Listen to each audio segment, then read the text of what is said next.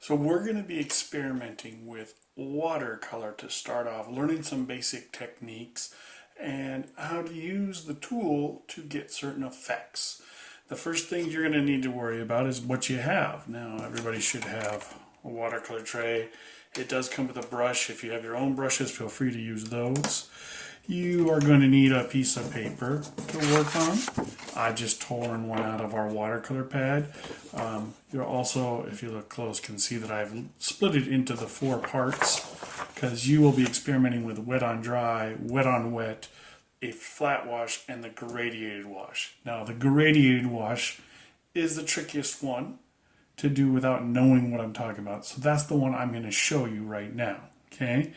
In addition to having that, you're probably going to want to have a paper towel on hand, and you also need 2 vessels for storing water. Must have 2. The idea is that one of these is going to be what we call our clean water. Okay, all that's ever going to go in there is a clean brush. We're going to use it for just pure water, and the other one's going to be for rinsing out when we go to change colors. Because the thing about watercolor is it's a transparent type medium. It gets activated with water. But we want to clean our brush before we move to a new color. Otherwise, all of our colors are going to end up getting very muddy.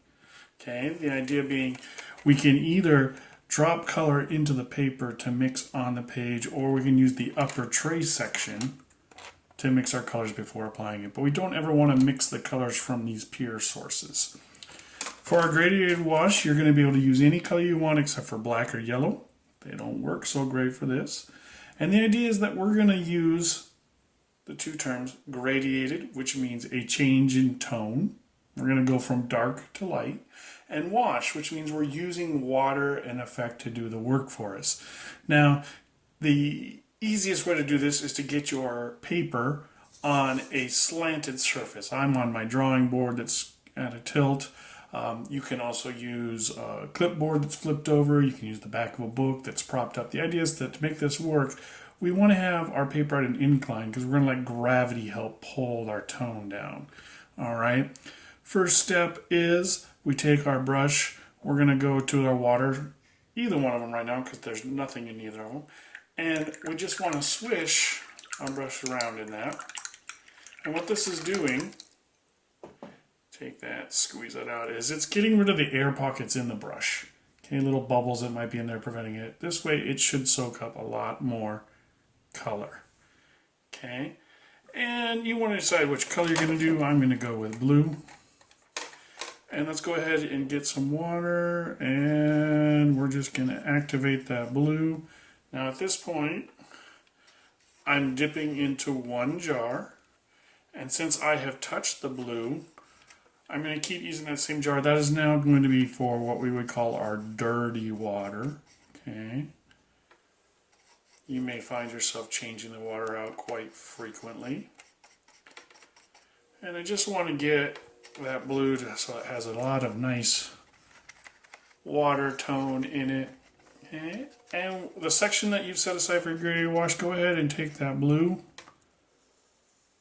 And you just want to lay down a really nice thick amount of color. Again, doesn't have to be blue. You can use any color you want besides black or yellow, but you want a lot of it.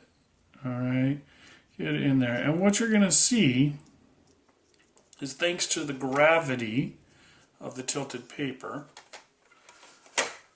my watercolor tone has pulled down to the bottom edge of the paint stroke. Lighter on top, bottom edge. This is what we call a reservoir. We've got the color there. I'm now going to take my paint brush, going to go to that dirty water, and I'm going to rinse it out. All right? Because what we want to do is we want to get a change in tone. So what we need to do now is we're going to go back to our clean water to get it full there. And the first stroke I went left to right. This one I'm going to go right to left. And you just want to come by with it and take your paintbrush and just barely overlap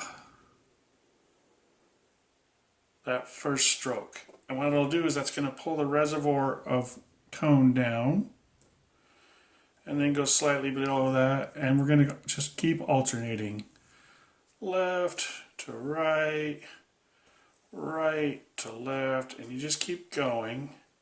And what happens is that reservoir of paint just keeps moving down thanks to gravity. And it's getting lighter and lighter. Now, when you need to refresh, go to your dirty water, spit out, swish it around, pulling it out. You can even use that paper towel, make sure you got it clean. Then go back to the clean water, get more, and start fresh. And we're using that clean water again because since it's got no tone in it, it's going to dilute your color the more you do it, which means it'll get lighter and lighter. So again, go to the dirty water, swish it around, squeeze it out. You can use that paper towel, make sure it's clean, go to the clean water, and just slowly work your way down that square. If you do it right, you're going to end up with a very dark top. And it's going to get very, very, very, very light as you keep going. You should see a change in tone from dark to light. If you're having issues, you can always go back up to the top, lay down some more tone, and do it again.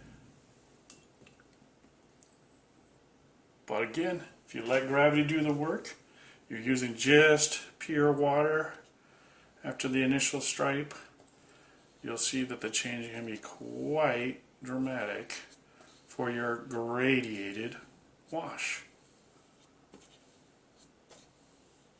All right, now it's your turn. Happy painting.